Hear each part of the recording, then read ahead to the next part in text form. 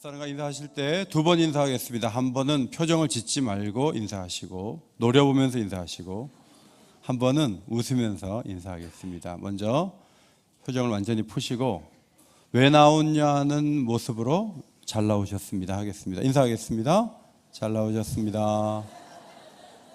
웃지 마시라고 했는데, 두 번째는 좀 웃으면서 인사하겠습니다. 잘 나오셨습니다.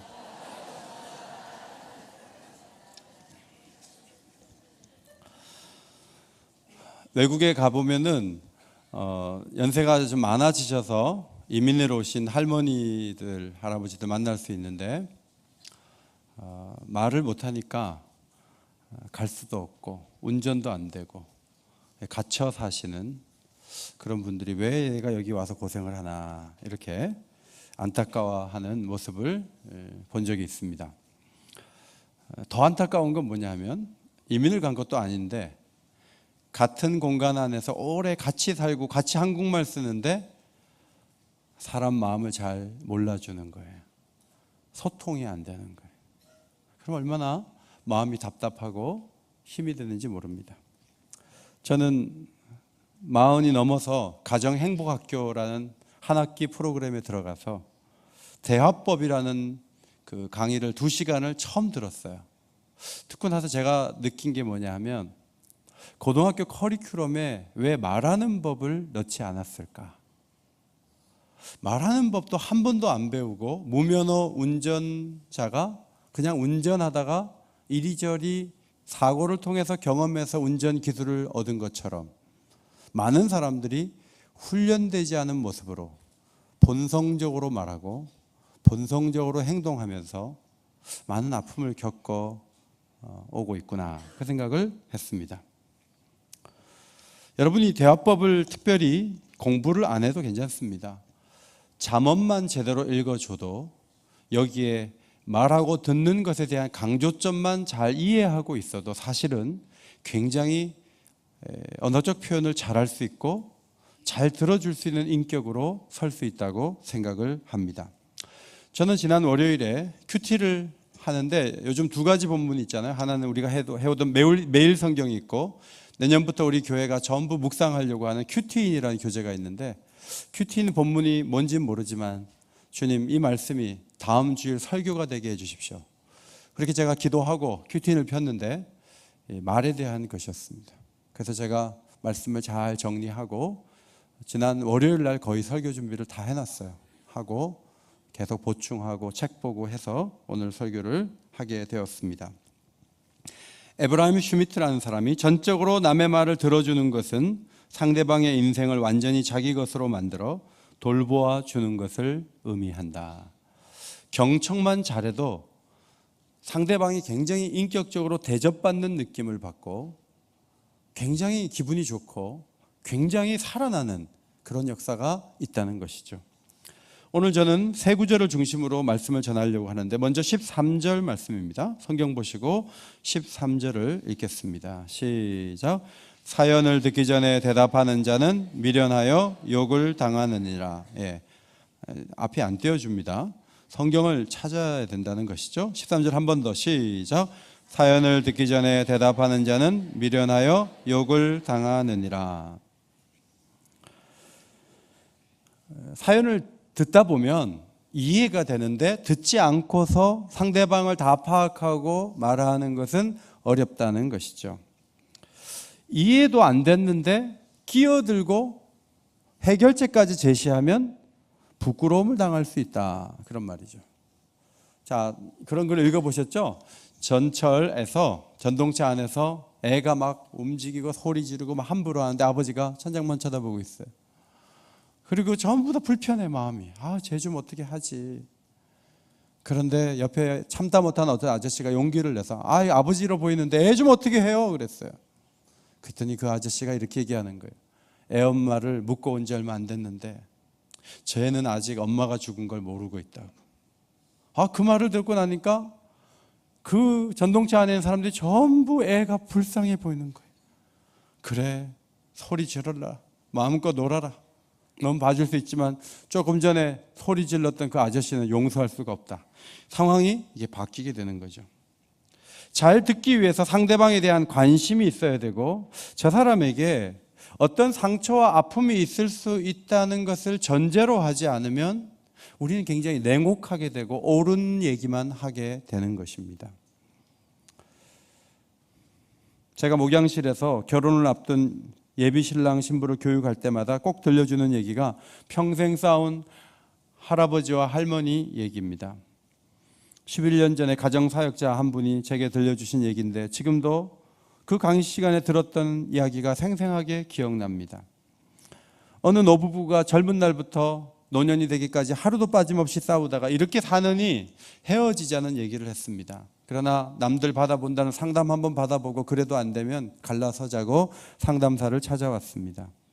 상담사가 물었습니다. 할아버지, 왜 할머니하고 하루도 빠짐없이 싸우셨어요? 이유가 뭐예요? 물어봤어요.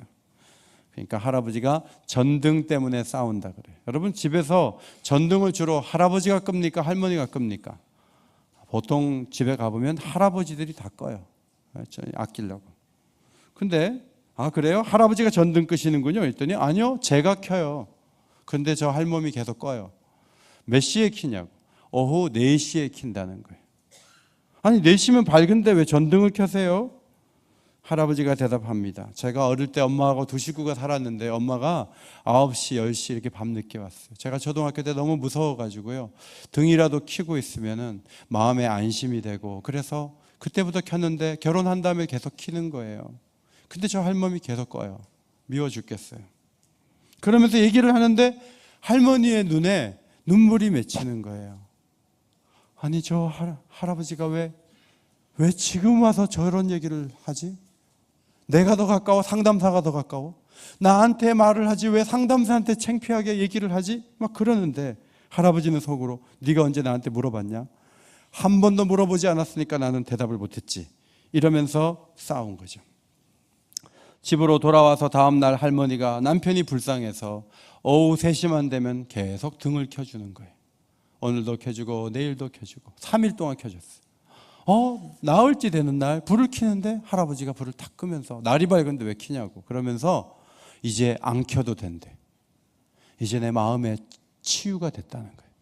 이제 고쳐졌다는 거예요. 여러분 3일만 알아주면요 못 고칠 병이 없다는 거예요. 그런데 우리가 그 3일을 상대방이 원하는 대로 안 해주는 거 있죠. 그게 틀리다는 거예요. 여러분 4시에 불 켜는 게 맞는 거예요. 그거 틀린 거예요. 그러나 그 틀린 행동을 하는 그 배후에 그 사람의 뭔가가 있다는 거예요. 그걸 알아주고 들어주는 게 사랑이라는 거예요. 13절에 사연을 듣기 전에 대답하는 자는 이라고 했는데 이 말씀은 사연을 물어보지도 않고 대응하면 안 된다는 거죠. 그러면 욕을 당한다는 것입니다. 예수님이 병자들을 고쳐주실 때 그냥 고쳐주지 않고 무엇하여 주기를 원하느냐 이렇게 꼭 물으셨어요. 그러면 보기를 원하나이다, 낫기를 원하나이다. 그래? 그러면 고쳐줄게. 그러면 낫게 해줄게. 주님이 늘 그렇게 하셨거든요. 주님은 알고 계셔요. 왜 왔는지 알고 계시고 그냥 해주시면 되지만 항상 확인하고 대답을 듣고 들어주셨어요.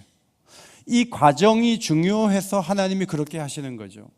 기도하는 것도 정보를 몰라서 알려드리는 게 아니에요. 하나님은 우리가 기도하기 전에 이미 다 알고 계세요. 그럼 왜 자꾸 나와서 기도하라고 하는 겁니까? 왜 기도합니까? 자신에게 이게 어렵고 이게 힘들다는 말을 하는 거예요. 그 말하는 것 자체가 치유의 일환이고 회복의 시작이에요. 그 말을 하지 않고 가만히 있는 상태에서 뭔가를 줄 때는 그것이 진정한 도움과 사랑이 아닐 수 있다는 것이 하나님의 판단인 거죠. 그래서 하나님은 우리 사연을 듣는 거 좋아하세요. 다 얘기해 보라는 거죠. 한 번은 스로보니게 여인이 주님 앞에 나와서 자기 딸을 고쳐달라고 했습니다. 주님은 유대인 중심으로 사역했기 때문에 이방인 여자가 자기 딸을 고쳐달라고 하니까 주님이 섭섭하게도 이렇게 말했어요. 자녀의 떡을 취하여 개에게 던짐이 마땅하지 아니하니라. 아니 자녀는 유대인을 말하고 개는 지금 딸을 고쳐달라는 여자를 말하는 건데요, 자기를 개라고 얘기했어요. 흥분할 수 있습니다. 그런데 여인이 얼마나 겸손한지 이렇게 얘기했어요. 주여 올소이다마는 개들도 제 주인의 상에서 떨어지는 부스러기를 먹나이다. 이렇게 얘기를 하니까 예수님 마음이 너무 감동이 돼서 유대인을 먼저 고쳐주고 먼저 사역하는 게 맞지만 대원칙을 벗어난 긍휼을 그 딸에게 베풀어 주심으로 그 딸을 깨끗하게 고쳐주셨습니다. 중요한 것은 원칙 그 위에 긍휼과 은혜가 있다는 것이죠. 우리의 처지와 사정을 우리 자신이 말하고 전능하신 하나님께서 그것을 듣는 과정에서 놀라운 일들이 일어난다면, 우리가 하루에도 수만 가지 대화를 하는데 그 대화 속에서 좀 잘 들어주려고 하는 것은 얼마나 중요한가 하는 것이죠. 신혼부부예요. 맞벌이에요. 돌아오면 여보 오늘 어땠어? 직장 상사가 내가 결혼해서 그런지 나를 괴롭게 해. 그러면 막 같이 열내면서 내일 자격단을 회사로 보내겠다 이렇게 하면서 부인을 전적으로 지지해주고 받아주고 막 얘기 듣다가 직장 상사가 그렇게 그러는데 내가 봐도 직장 상사가 맞아. 당신은 그렇게 야단을 맞아야 돼. 이렇게 해서 누구하고 한 편이에요? 남편하고 직장 상사하고 한 편이 되면 살기가 싫은 거예요. 받아줘야 돼. 여러분 옆에 분에게 집에 가서 하실 일인데 정말 한 해 동안 너무 고생 많았습니다. 이렇게 집에 가서 얘기할 거를 미리 한번 옆에 분에게 손을 잡으면서 얘기해 볼까요? 정말 한 해 동안 고생 많았습니다.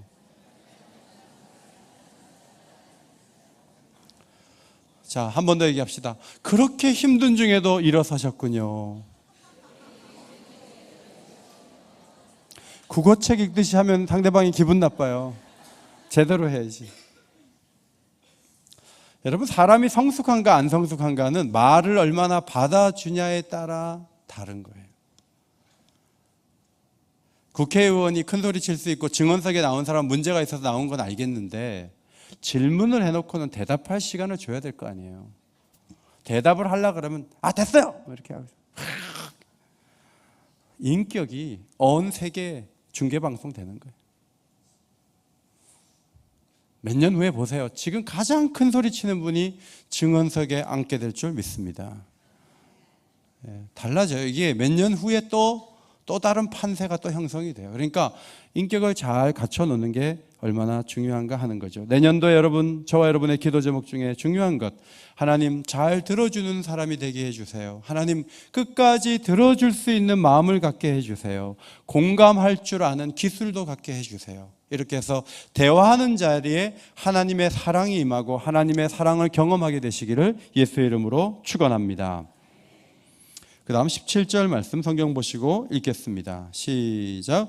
송사에서는 먼저 온 사람의 말이 바른 것 같으나 그의 상대자가 와서 밝히느니라. 그렇게 작은 소리로 그렇게 읽는 듯 마는 듯 하시면 안 되죠. 한 번 더 읽겠습니다. 시작. 송사에서는 먼저 온 사람의 말이 바른 것 같으나 상대자가 와서 밝히느니라. 자, 입장은 두 가지 양자의 입장인데 사람은 누구나 자기 본이죠. 운전하다가 사고 나잖아요. 그래서 사람이 죽고 하는데 보면 운전자가 조수석에 있는 사람보다 살아날 확률이 높은 것은 자기가 살려고 운전대를 돌리거든요. 말도 마찬가지예요.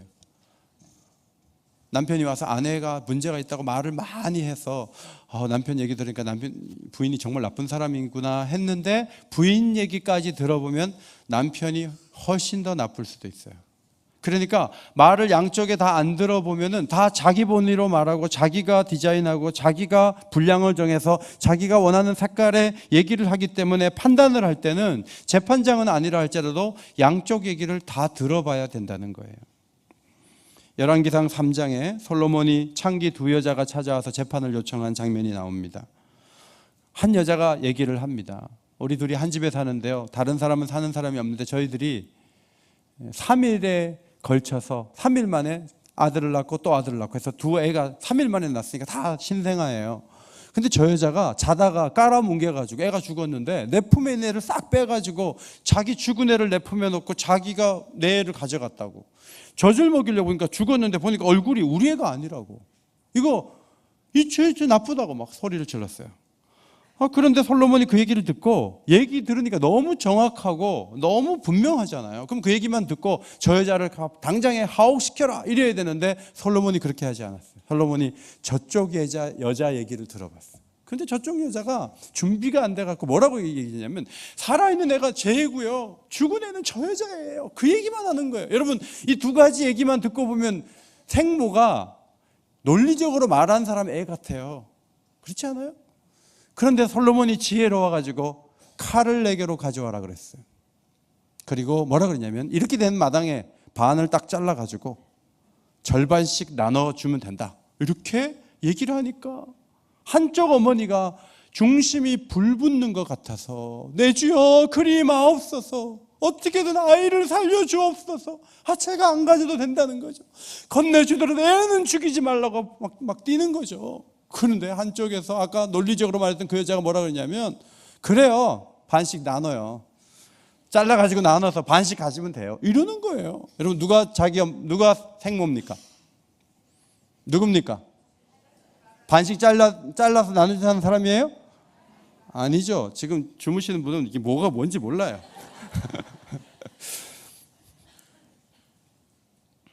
생모는 중심이 모정이 있잖아요. 애를 살리려고. 그게 생모예요.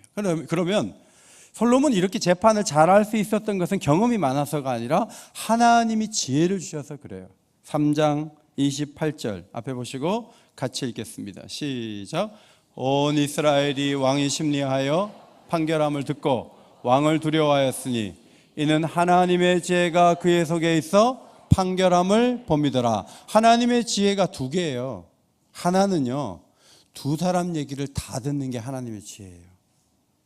두 번째 지혜가 뭐죠? 칼 가져오라는 게 지혜예요.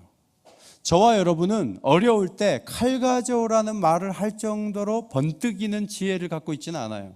솔로몬은 우리보다 훨씬 지혜로웠을 테니까. 그러나 우리 모두가 가질 수 있는 지혜가 있어요. 그게 뭐냐면 양쪽 얘기를 다 듣고 판단을 내리는 거예요.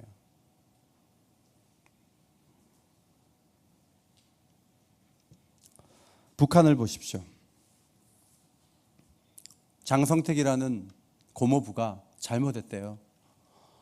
일주일 안에 그냥 죽이는데 기관총으로 쏴가지고 죽였다는 얘기가 들려와요.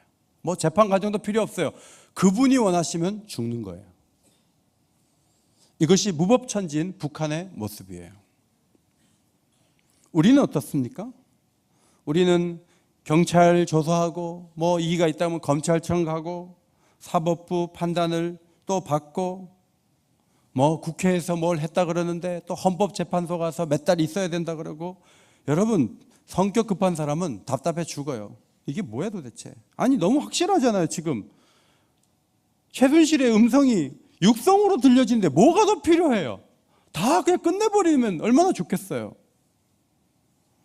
그러나 여러분, 변호사도 있고 검찰도 있고 재판장도 있는데 지방법원에서 작은 사건이 안 되면 고등법원 올라오고 고등법원에 안 되면 대법원 올라가서 3심제를 하는 거예요. 작은 사건도 3심제를 거치는 거예요. 사법부도 있고 국회도 움직이고 헌법재판소 움직이고 특검이 있고 이 모든 과정을 거치는 동안에 사회적 비용이 엄청나게 드는 거예요. 제가 마음속에 아니 빨리빨리 정리해서 좀 하지, 이게 뭐 도대체 나라가 지금 앞으로 나가려면 이게 얼마나 답답한가, 이런 생각을 하다가 제가 오늘 17절을 보면서 마땅히 양자 얘기를 듣고 심리하고 이 거치는 과정을 충분히 거치는 것은 가치가 있다, 그 생각이 저는 개인적으로 들었어요. 목적은 신중하게 사실에 접근해 보자는 것이죠. 자, 사법부는 그렇게 움직인다고 치고 개인적으로는 어떻습니까? 우리는 어제 했다고 해서 오늘 말하고 아침에 뭐 마음 떠오르면 뭐 부족한 말도 저녁에 막 해버리고, 여러분 막 화부터 내고 소리 먼저 지르고, 여러분 그런 게 이게 문제가 크잖아요. 저는 참 지난 뭐 한 2주 전에 교통사고 나서 쾅 받아가지고 뒤에 범버 떨어졌는데 뒤에 아저씨가 와서 너무 죄송합니다. 그래서 제가 그럴 수도 있죠 그랬어요. 아저씨가 잘못한 건 맞죠? 그러니까 100% 제 잘못입니다. 제가 보기에는 카톡하고 있었어요. 카톡하다 쾅 박. 그런데 멱살잡이를 하고 네가 거기 서 있었으니까 받았다 막 이렇게 옛날에는 했잖아요. 보험이 없던 시대에는. 보험이 있으니까 보험회사에서 뒤에서 다 연결해갖고 다 알아서 하는 거예요. 저는 옥인교회 43살에 부임해서 내가 너무 주장이 옳았구나. 내 목소리가 너무 컸구나. 그 생각이 참 요즘 많이 들었어요. 내가 원하는 시점에 내가 원하는 방법으로 안 되면 내가 못 견디는 거죠. 왜냐하면 하는 일마다 잘 된다고 내가 생각하니까. 성대와 결절이 와서 병원에 가서 듣는데 의사가 뭐라 그런지 아세요? 저보고 이렇게 얘기했어요. 큰 소리 치지 마세요. 짧게 말하세요. 그리고 이렇게 얘기했어요. 설교를 쉬세요. 여러분, 목사는요, 설교하는 맛에 사는 거예요. 그런데 큰 소리 치지 말라는 게 성대 보호를 위해서 하는 얘기지만 의사를 통해서 저에게 주님이 주시는 말씀이죠. 너무 자기 주장하면서 살지 마라. 남의 얘기도 좀 들으려고 해라. 네가 원하는 때에 네가 원하는 방법으로 안 된다 그래서 그렇게 화내면 그럼 네가 그게 올바른 거냐? 그런 생각이 참 많이 들었습니다. 그래도 우리 장로님들이 잘 참아주시고 또 이해해 주시고 넘어가고 그래서 사실 여기까지 온 것이지, 제가 잘 모르는 분들한테 와서 막 그랬으면 참 어려웠을 거예요. 문제는 우리가 참 조급한데 양쪽 얘기 들을 것 없이 빨리 한쪽 얘기 듣고 빨리 판단 내리고 빨리 해결을 해야 되는데 그게 왜 그러냐 하는 거예요. 그 이유는 우리가 교만하기 때문에 그래요. 내가 너무 옳기 때문에 큰 소리 치는 거예요. 나도 실수할 수 있고 나도 잘못할 수 있고 나도 용서가 필요한 사람은 절대로 큰 소리 낼 수 없어요. 큰 소리 치면 그 다음에 그 어려움이 나한테 오는 거예요. 제가 전에도 한번 말씀드렸잖아요. 새벽기도 너무 안 나와서 새벽기도 안 나오려면 재직을 그만둬라 그리고 큰 소리를 막 쳤는데 그 다음날 목사님이 눈을 떴더니 오전 8시였어요. 그럼 그 목사님 뭐가 되는 거예요 도대체? 우리는 용서를 받고 살아야 돼요. 우리도 실수할 수 있어요. 죄인 앞에서 지나치게 큰 소리 칠 거 없어요. 잘못한 것 앞에서 너무 큰 소리 칠 거 없어요. 왜냐하면 우리도 잘못할 수 있기 때문에. 신중하고 부드러운 만큼 주님을 닮는 것이죠. 마지막 23절 말씀 성경 보시고 읽겠습니다. 시작. 가난한 자는 가난한 말로 구하여도 부자는 엄한 말로 대답하느니라. 가난한 자는 간절한 말로 구하지만 부자는 엄한 말로 대답한다. 이것도 말에 대한 것이잖아요. 가난한 자는 뭔가 배려를 받아야 되니까, 도움을 받아야 되니까 간절해지고, 부자는 주는 입장이니까 큰 소리 친다는 그런 말씀이에요. 존 암스트롱이라는 사람이 인생학교 돈이라는 책을 썼는데 카렌이라는 여자를 소개했습니다. 카렌은 먹고 살기에 충분한 돈이 있느냐 없느냐 그건 중요하지 않고 그녀에게 있어 돈은 신분을 넘어서서 사랑, 관심, 존경, 자긍심, 충만한 존재감을 좌우하는 것이었습니다. 그녀에게 돈은 종교적인 의미이고 삶의 목적이고 신의 은총이었어요. 자, 이 사람은 어떤 재정적인 변화가 필요한 사람이 아니라 도덕적인 개혁이 필요한 사람이다 하는 것이죠. 여러분, 돈이 좀 있으면 어떻게 됩니까? 돈이 있으면 어깨에 힘이 좀 들어가죠. 그리고 조금 더 길게 말하고요, 조금 더 높은 톤으로 크게 얘기합니다. 이게 돈이 있는 사람이 자신도 모르게 표현하는 것이죠. 가난하면 말을 안 해요. 그리고 큰 소리 잘 안 치고 칠 수도 없고 짧게 말하고 상대방의 표정을 이렇게 눈치를 보고 그러죠. 그럼 저는 이 23절이 왜 기록됐냐 하는 거예요. 저 사람이 이렇게 간절한 말로 하는 거 보니까 저 사람은 틀림없이 가난한 사람이라고 판단하라는 것입니까? 저렇게 큰 소리 치는 거 보니까 잘 사는 사람인가 보다라고 느끼라는 것입니까? 그러려고 23절이 기록된 것은 아닐 것 같습니다. 이 말은 반대로 이런 얘기죠. 가난한 사람이라 할지라도 당당하게 말할 줄 알아야 하고, 자신이 많은 것을 가졌다고 해도 허리를 숙이면서 말할 줄 알아야 한다. 그 얘기를 반대로 뒤집어서 하신 말씀이라고 1차적으로 해석했습니다. 그러나 생각해 보십시오. 지금 내가 100억을 갖고 있는데 10년 전에는 10억밖에 없었습니다. 그럼 지금 100억을 갖고 있을 때 아무래도 대화 속에서 큰 소리 치겠습니까? 10년 전에 더 큰 소리 치겠습니까? 무슨 말인지 잘 모르시는 분이 너무 많은데, 자, 10년 전에 10억밖에 없고 지금 100억이 있는데 지금 더 큰 소리 치겠습니까? 10년 전에 더 큰 소리 쳤겠습니까? 예. 지금 100억이 있으니까 아무래도 목에 힘이 더 들어갈 수가 있는 게 사람이잖아요. 그래서 어니스트 마더라는 사람이 이런 말을 했어요. 인간이 자본을 고용하는 것이 아니라 자본이 인간을 고용하는 현실에 나는 반발한다. 돈이 주는 힘이 너무 강하기 때문에 많이 가졌는데도 겸손한 것이 너무 힘드니까 좀 나누는 전략을 짜야 되는데 나는 기업을 할 때 350명 이상의 종업원을 두지 않겠다. 그래서 더 많은 사람들이 필요하다면 회사를 둘로 나누겠다.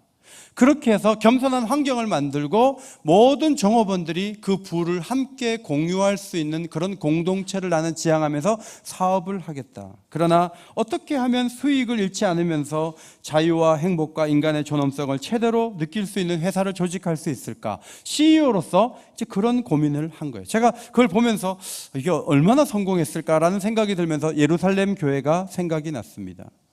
예루살렘 교회는 여러분이 아는 것처럼 모든 물건을 서로 통용하고 재산과 소유를 팔아 각 사람의 필요를 따라 나누어 주는 교회가 예루살렘 교회였죠. 여러분, 부자들이 오는데 다 고마운 사람들이에요. 와가지고 막 맨날 베풀고 도와주고 하니까. 그러니까 가난한 사람들이, 부자가 어떤 공격의 대상이 아니라 부자들이 교회 안에 있어서 이렇게 저렇게 헌신해 주니까 우리가 그래도 이렇게 살고, 때로는 전세금, 월세금에도 도움까지 받고, 막 그런 교회 분위기였다는 것이죠. 솔로몬이 말한 간절함으로 말하는 사람과 엄하게 말하는 사람의 구분이 점점 없어지는 공동체, 이것이 신약에서 우리가 발견할 수 있는 교훈인 것입니다. 저는 감사한 게 있어요. 그게 뭐냐면 우리 교회 그래도 좀 가졌다고 하는 분들이 굉장히 고개를 숙이세요.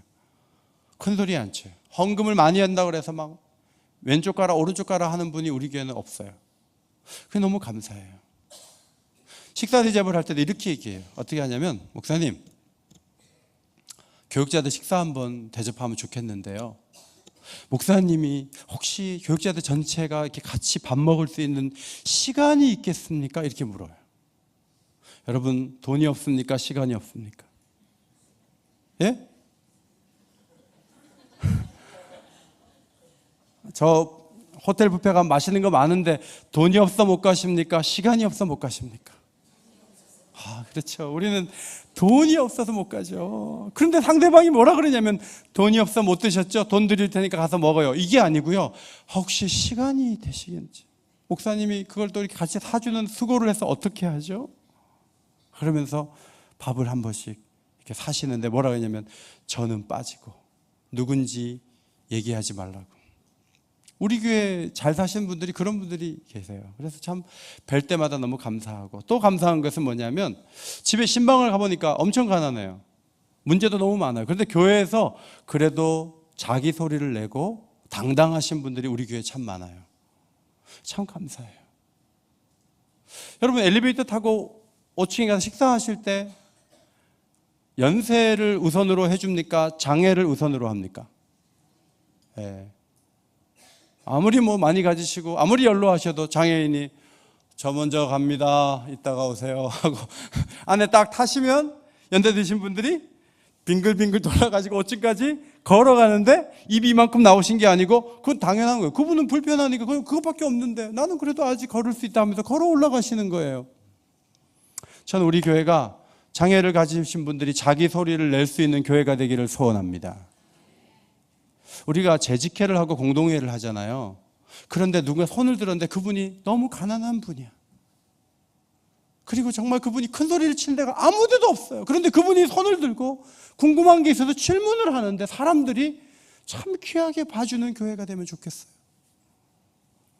그리고 좀 사람들 보기에, 야, 저분은 직분도 그렇고 저분은 집도 잘 살고 저분은 차도 좋고 요즘 애들도 잘 나가고, 여러분, 혹시 그런 사람이라고 나를 보는 경우에는 말을 줄이고 더 작은 소리로 겸손하게 이야기하는 우리 교회가 되기를 소원합니다. 아멘입니까? 그게 교회와 세상의 차이점이에요. 17세기 시인 막스 에르만이 쓴 시가 있습니다. 뭐 신지 모르겠지만 이런 글이 있습니다. 한 친구에 대해 난 생각한다. 어느 날 나는 그와 함께 식당으로 갔다. 식당은 손님으로 10,000원이었다. 주문한 음식이 늦어지자 친구는 여정어문을 불러 호통을 쳤다. 무시를 당한 여정어문은 눈물을 글썽이며 서 있었다. 그리고 잠시 후 우리가 주문한 음식이 나왔다. 난 지금 그 친구의 무덤 앞에 서 있다. 식당에서 함께 식사를 한 것이 불과 한 달 전이었는데 그는 이제 땅속에 누워 있다. 그런데 그 10분 때문에 그토록 화를 내다니. 가끔 식당에 가면요, 종업원들을 너무 무례하게 다루는 손님들이 있어요. 그런데 얘기할 때 보면 막 교회에서 뭐 한다고 교회 얘기하면서 한 달 뒤에 땅속에 누워 있을 수도 있어요. 언제 갈지 몰라요. 사랑을 남기고 떠날 수 있는 우리 모두가 되기를 소원합니다. 찰스 스윈돌의 기도문, 우리의 기도가 되기를 원합니다. 우리 아버지여, 우리의 혀는 악하고 제멋대로일 때가 너무 많습니다. 피해당한 일을 여러 사람에게 말하면서 정작 가해자와는 말로 화해하지 않았습니다. 주여, 구원보다 더 중요한 결단이 없음을 잊지 않게 하소서. 그 다음으로 상처 주는 말 때문에 금이 간 관계를 회복하는 일보다 더 중요한 결단이 없음을 알게 하소서. 제대로 알지도 못하면서 성급히 말한 우리를 용서하소서. 발언권을 얻기도 전에 말한 것을 용서하소서. 그 자리에 있지 않아 자신을 변호할 수 없는 형제나 자매에게 상처를 입힌 것을 용서하소서. 정확하게 주는 대로 받는 거예요. 옆에 분에게 여러분이 오늘 왜 못하러 오셨습니까? 그러면 그분이 바로 반응이 나오죠. 이거 메아리의 법칙이에요. 너는 왜 왔냐? 이렇게 나오죠. 너무 잘 오셨다 그러면 그분도 잘 오셨다고 하는 거예요. 학교 아이들이, 교실의 아이들은 교사를 닮고 교회 교인들은 목사를 닮는 거예요. 그래서 여러분이 문제점을 보일 때마다 사실은 제가 큰 거예요. 제가 잘못한 거예요. 제가 가르치고 제가 기도하고 제가 여러분을 잘 이끌지 못했기 때문에 말에 실수를 하는 것이고 상처를 주는 거예요. 심는 대로 거두는 거예요. 미소는 미소를 낳고 웃음은 전염되고 찡그린 얼굴과 불쾌한 독설도 마찬가지죠. 찰스 스윈돌은 이 글을 마지막에 이렇게 적었어요. 누구나 자기가 예금하는 대로 찾아가게 되어 있다. 어떤 때는 이자까지 얹혀서 온다.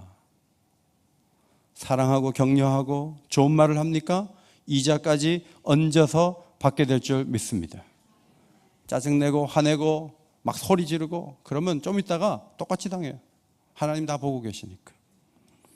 오늘도 경청하고 양자의 얘기를 다 듣고 겸손한 태도로 말할 수 있는 거룩한 하나님의 자녀들이 다 되시기를 예수님의 이름으로 축원합니다. 하나님 고맙습니다. 어떻게 말해야 되고 들어야 되는지를 가르쳐 주셔서 감사합니다. 말 못한 사람이 어디 있습니까? 그러나 합당한 말을 하지 못했던 것을 용서하여 주시옵소서. 내가 너무 옳기 때문에 큰 소리 친 것을 용서하여 주시옵소서.